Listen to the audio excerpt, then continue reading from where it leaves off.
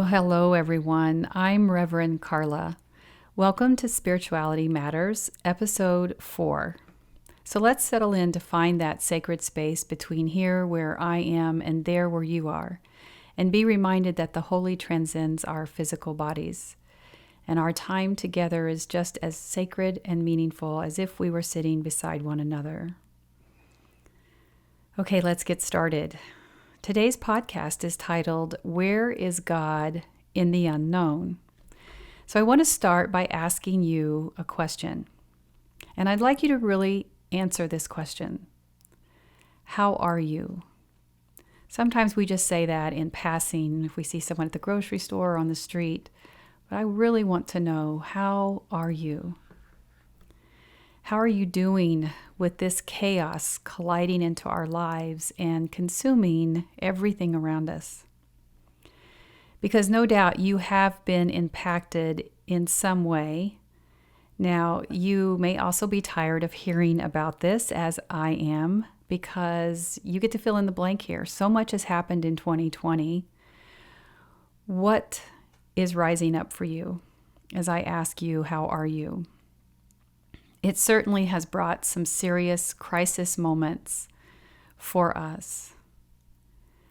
But I'm going to invite you today to consider the spiritual perspective about 2020 because it is here and it is asking for space. A space that I hope by the end of this podcast provides you with some footing for some deep introspection and some soul work. Perhaps some restorative care and some healing. So let's stay here together and find the sacred in life as we know it right now, not as we hoped it was going to be or where we hope we are going, where we are right now. One of the phrases I've heard so often in 2020 is, I cannot wait for life to get back to normal.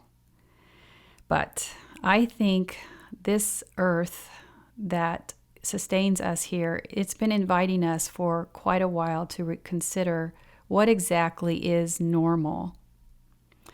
So there's this silly meme that's going around that's called the hold my beer joke. So some of you might be aware of it, but if you're a boomer like I am, maybe you don't.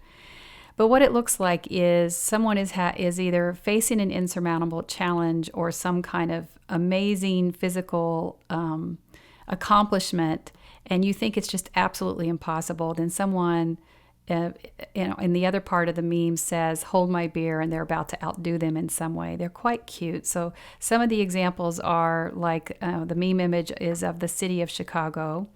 And on the top part, it shows the city in a beautiful, bright, sunny day. And the caption says, you can't fit all the seasons of the year into 1 week. And then the split screen at the bottom, it shows the city of Chicago's landscaping again, and it's completely covered in snow, and the caption says, hold my beer. So you get it. Chicago outdid it and was able to fit all the seasons of the year into 1 week. And another one I like is of the actor Heath Ledger, who was phenomenal playing the Joker in the movie The Dark Knight. So he's at the top in character as the Joker, and it says no one played the Joker better than Heath Ledger. The bottom screen, however, shows an image of Joaquin Phoenix also in character as the Joker. So if you haven't seen the movie Joker, it's worth seeing.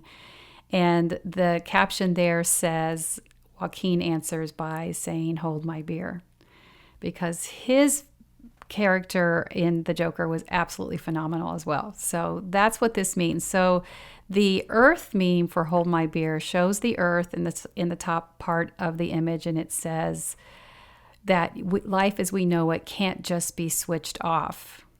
And the bottom parts shows something about the coronavirus and the earth saying, hold my beer. Because that is exactly what has happened to us in 2020. It's as if we've had to flip a switch and learn how to navigate life in a different way. And let me be very honest here, as we think about what your desire may be about getting back to normal. I believe that normal is not attainable after 2020. I believe that normal should not be our goal. Because I think that trying to get back to normal is actually setting the bar really low. And some of that can be rooted in just denial or deflection or detachment. What I mean by that is if we think about getting back to normal, then we can just completely numb out some of the things that we've had to consider while navigating this pandemic and this crisis that we've found ourselves in. Okay, so here we are. I'm bursting right through the gate to tell you what I'm going to be talking about. And that might be uncomfortable for you if I ask you to consider life not returning to normal.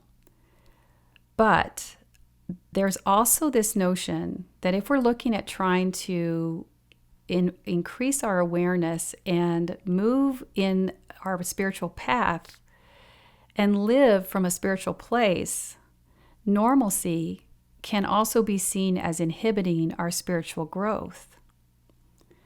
So we're going to go a little deeper here, and then we'll back up and talk more about just this idea of normalcy and living in crisis. But if normal was truly a space where authenticity, mindfulness, groundedness, and awareness lived, then many of us wouldn't be desperate for its return. Now think about what I just said. If that is where authenticity lived, we wouldn't be desperate for it. But a lot of times, normal is where we live when we want to be comfortable, where we don't want to be pulled out of our comfort zone. But if we were grounded in our beliefs and our faith and our understanding of the universal law of change, we would also see that normal's not going to fix this, because what has arisen a lot in 2020 is about values and beliefs. Those conversations shouldn't stop happening just because an election happens or a crisis with the pandemic is over. A lot of things have changed within families, within belief systems, within your spiritual communities, your church, your families. Those conversations should continue. So what fixes this situation, this crisis that we're in, is our willingness to embrace and understand that nothing is not normal. Nothing ever stays the same. That nothing in life is guaranteed. Now that may sound New Age to you, but it's actually incredibly mystical and powerful, and it also is it's also grounded in our Christian faith as well. So opportunity can often be birthed out of chaos, challenge, and the unexpected. And what I mean by that is that if you have the opportunity to face a crisis or a challenge with a new set of eyes and a new perspective and a willingness to learn from that, then you can also see that no matter what happens at the end of this crisis, you are going to be a changed person. So then normal is relative. How can you go back to normal if you are changed? So if we overstructure our lives and demand comfort, that's when we don't want to change. That's where we get comfortable in our comfort zones and we don't want to see other people's views or other people's perspectives. We become so firmly rooted in our beliefs and our inability to see another's challenges or pain, and that causes some of the divide. So if that's the case, doesn't it make sense that some of what's happening with this tension that we're seeing in our nation right now, especially here in America, comes from a place of not willing to see another's perspective? In other words, if we can have compassion for someone else as long as it doesn't collide with our comfort level. And I believe that 2020 is definitely colliding with all of our comfort levels. But there's another way to look at this. What if we accepted the invitation of nature inviting us to dance? But not in ways that you may imagine. So, in other words, if you think about at the beginning of this pandemic, there were all kinds of stories that were showing up talking about the way that nature was healing itself as the earth went to sleep, as humans got out of their natural condition of working and polluting the air, and animals were being invited into spaces that they normally aren't found. So if you're like me, you probably, based on the numbers, this image was shared millions of times. I believe on Twitter is where it started, but you may have seen it on any social media platform. But it was an image of dolphins and swans returning to the Venice canals in Italy. There's one problem with that image. Even though it was shared thousands of times, millions of times actually, as if it were real, it was not. Those were all fake images. I think even some news stories caught that image and talked about it as if it were fact. But those pictures were taken someplace else, not even close to Venice, and someone just put a screen grab with it and a text and said, "Oh, look what's happening in Venice," and we all believed it. Now that's a whole other story we could talk about sometime, about our gullibility and our need to be more careful about the news that we're digesting, but we won't go there today. There was also another story about elephants getting into a vineyard because all the workers had left and they had found some vats of wine and fell drunk and asleep, and the images were there. And those images were from years ago. They weren't even relative at all to the pandemic. But here's the situation. The reason why we are so hungry and craving those kinds of images is because we want to believe that the earth has the capacity to heal from any of the damage that we have inflicted upon it. So that's us romanticizing our existence here on the earth. But what we do know is that the earth quieted enough to such a level that scientists were able to hear rumblings deep inside the earth that they've never heard before. Now that is a fact. So, with the earth being more quiet, the earth was speaking to us. The air was cleaner. And here's a cute one, that observation that some people had, that they were reporting that birds were singing more loudly. Now, isn't that just adorable? They're not singing more loudly, it's that we are more quiet and we can hear them. And I think it's wonderful that people were aware of the birds around them. Oftentimes, as a side here, I'll be in a large city and I'll be standing in the middle, not in the middle of the street, but on the sidewalk, and I'll purposefully close my eyes to hear if I can observe anything in nature in all the chaos of the big city. Maybe that's the country girl in me, but it's also an easy way to have meditation in the moment wherever you are. So try that sometime and let me know how that goes for you. But this quieted earth certainly turned out to be temporary, because the earth is waking up as parts of the country and the world start to reimagine their normal and come out of the pandemic. And normal truly depends on where you are located. And because I do have that small international audience, it's important to know that what that looks like for us here in America is different than what's happening in France. Because right now, America, whether you believe it or not, America is spinning out of control right now during this pandemic. And we certainly are under pressure because of our political clashes and the social injustices that we are seeing that are causing great chasms between people and their beliefs and values. But everywhere you look across this landscape in America right now, there's no normal to be seen unless you just look at nature, because fall has come upon us and the earth is changing. The nights are getting longer. The air is getting cooler. So normal can invoke this false sense of reality that ensures this tension may ease temporarily, but it will indeed rise again. That's the danger of normal. Now, I'm recording this podcast right after September. We honored 9/11 here in America. And I saw so many posts about honoring that horrific day, but also I saw so many posts about how 9/11 was considered one of America's great unifiers, because we all rose above our beliefs and our values and disagreements to unite and heal as a country. And some that remember World War II remembered that same kind of unity and camaraderie that when the country came together to fight a global enemy. But it's very hard for me to acknowledge the unity of World War II without recognizing the divide caused by the Vietnam War. Now most analysts consider the Vietnam War a huge mistake where thousands of American lives were lost for no gain. So normal then is relative to a specific time period and social construct because values change, beliefs evolve. So while the sentiment behind those posts longing for country unity are well-intentioned, because even for me, I remember the unity from 9/11 where all of us were just glued to our TV and remember just feeling like America.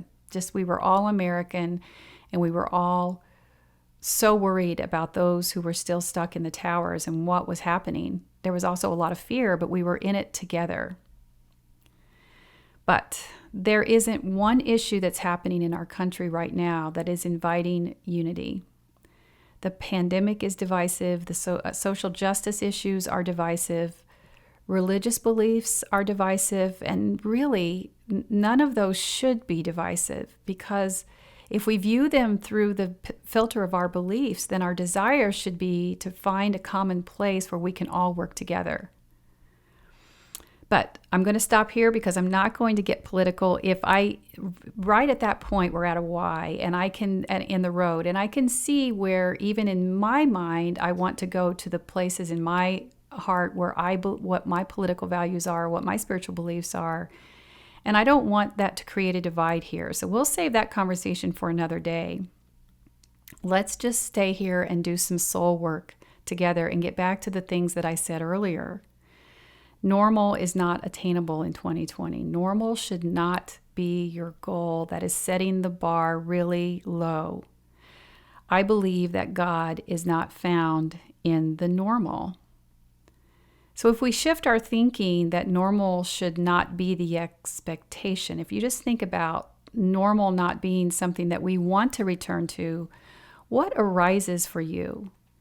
Are there challenges? Are there fears? Are there concerns? Or are there opportunities and ways that you could move your life or your conversations with those you love or those with whom you work or those with whom you worship? Are there opportunities there for you to create some kind of dialogue that wasn't there in the first place? Because if you believe like I do that spirituality is everywhere, then God is everywhere. So let's just look at community and through the lens of God being in our community. So if we would return to normal in community, that means that we are returning to a class of jobs that we felt were non-essential. And those class of jobs are related to the food supply chain. But what the pandemic taught us is that is simply not the case. Those jobs are absolutely essential because many of us became very aware of how fragile that chain is when the shelves at the grocery store became bare and toilet paper was nowhere to be seen. And I don't know if you've noticed, but you still have limits on disinfectants and antibacterial and anything that's got bleach in it and even toilet paper. So we're not out of those supply chain demands yet. These frontline workers, they are paid the least, they have the least resources, the least benefits, and they had the highest exposure to the risk because of the nature of their jobs. I don't want to go back to that normal. I want to reevaluate what we need to do for these employees and how they were treated. They all were demanded that they get back to work, and so they weren't able to take advantage of the $600 week incentives or any of those other incentives.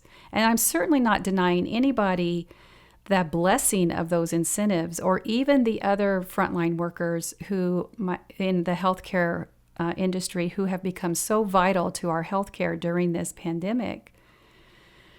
But these food supply workers are the most fragile because they don't have the opportunities that other employees do. Okay, switching gears, I also want to talk about education for a minute because it also shouldn't be normal. all of a sudden we became very creative with our hybrid teaching systems. And there are, even though it's not across the board, but there are teachers and there are students inside that environment of online learning who are absolutely thriving.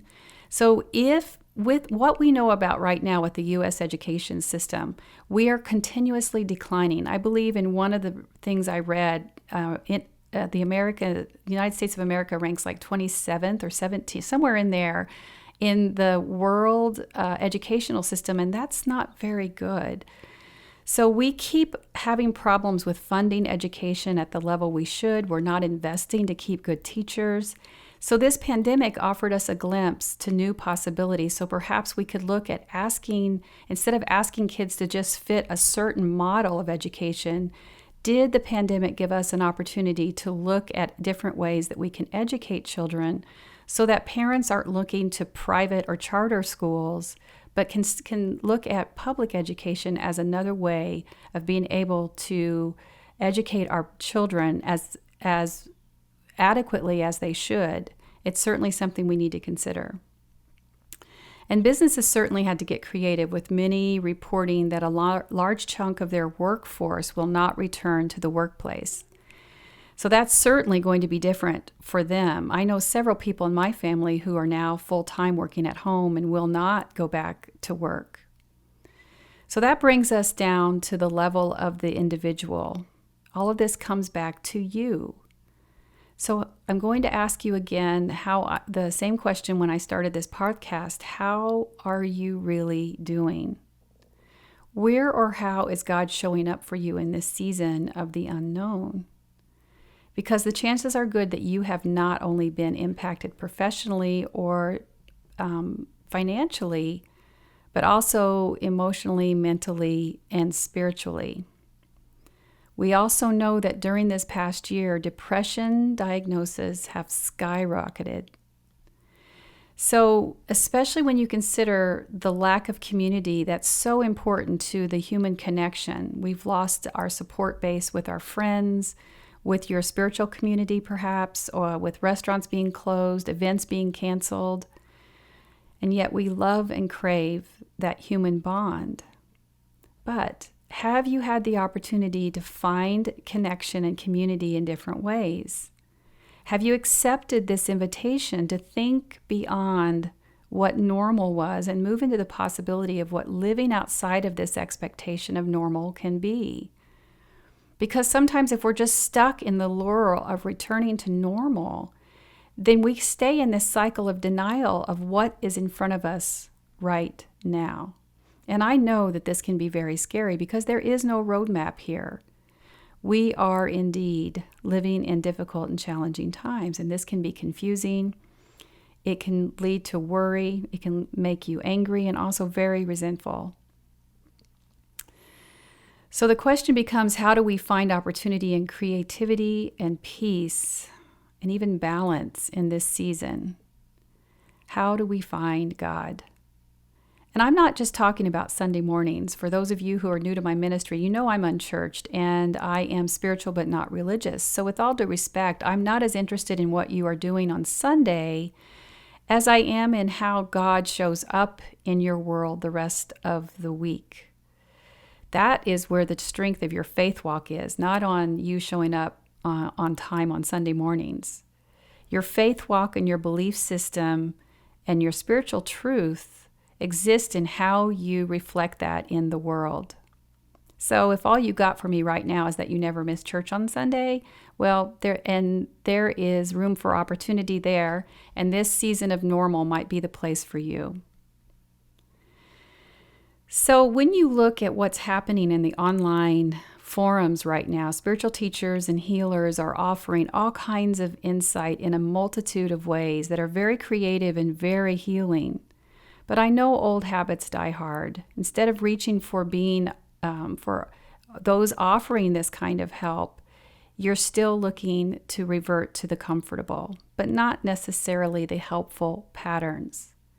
So what ends up happening here, especially when you can't find anything that fits your normal, you're just set on your Friday nights looking a certain way, your social life looking a certain way, your spiritual life looking a certain way, if there's any kind of brokenness that we're dealing with in our lives or any kind of coping mechanisms that we've used to offset worry or anxiety or fear, that can feel very comfortable right now. So the ego reaches back into spaces to say, hey, you haven't done this in a while.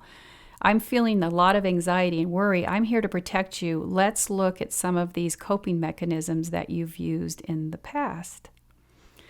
So this is where, of course, we all have seasons of stress or worry, but what kind of coping mechanisms are you leaning towards during this season of the unknown? Because it's real easy to move into maladaptive coping mechanisms. And I'm not going to spend a lot of time here today just talking about this season of the unknown, but you know what they are. Whether you're overusing food, alcohol, binge watching, numbing out on social media, whatever it is, but not giving you something that can give you constructively past whatever anxiety or anxious moments or depression that you're feeling right now. It kind of gets you stuck and it kind of glosses over.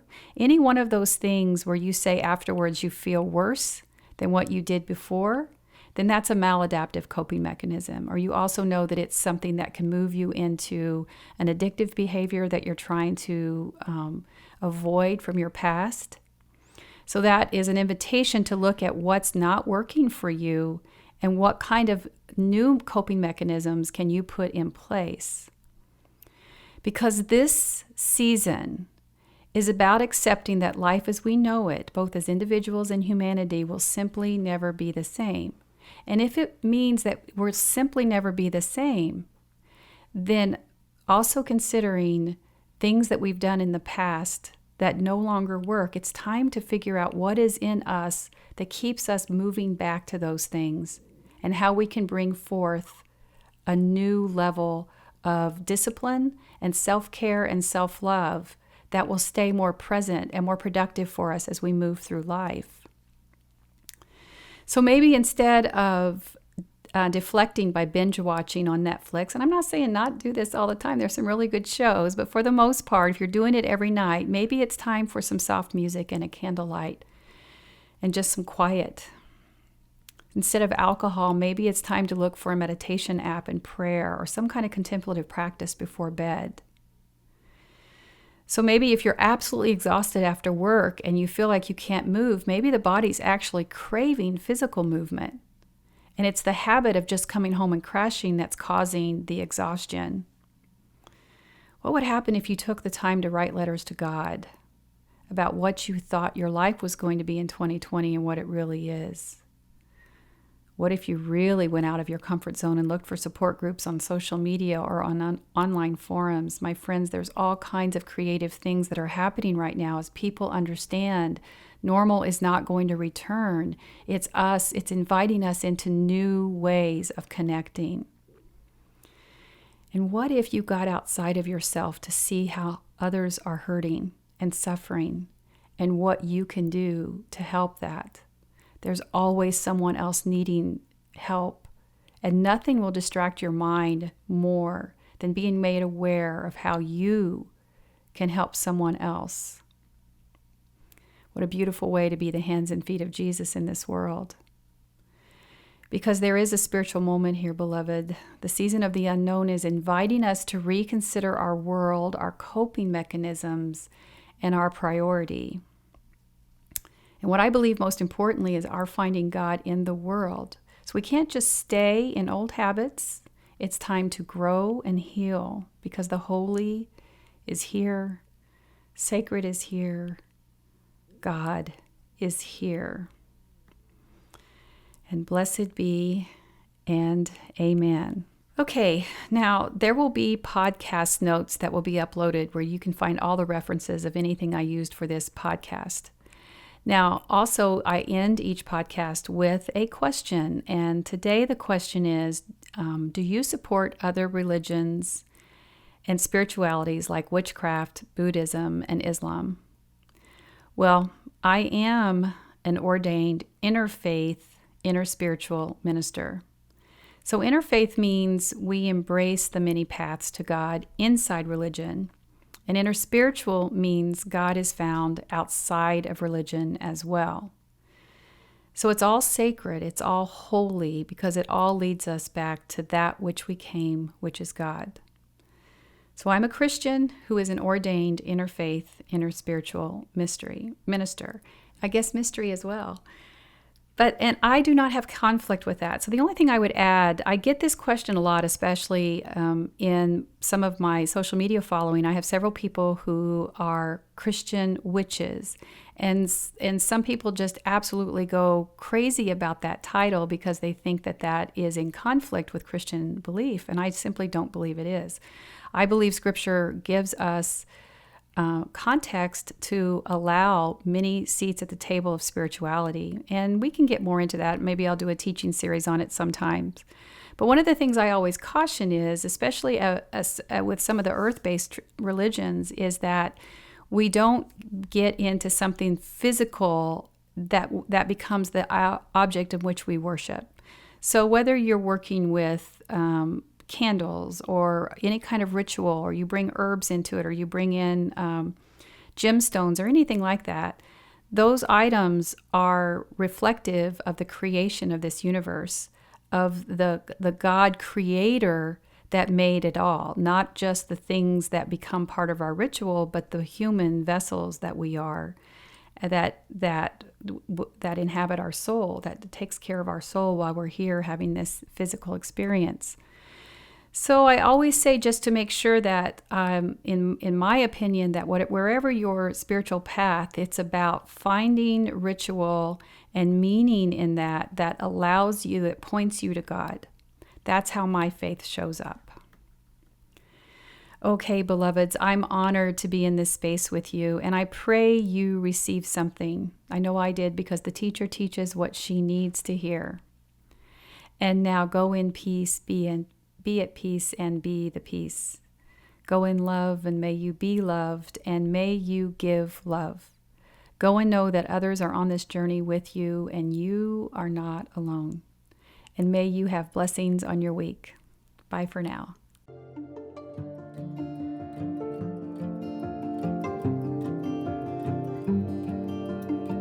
If you like what you heard today, be sure to like and subscribe to Spirituality Matters wherever you listen to podcasts. To submit questions to Rev Karla, email us at spiritualitymatters@revkarla.com. Follow @Rev Karla on Instagram, Facebook, TikTok, and Pinterest for more spirituality teachings. Check out her blog posts on revkarla.com and go ahead and sign up for email alerts while you're there so you don't miss a thing. Thanks for tuning in. We'll see you next week.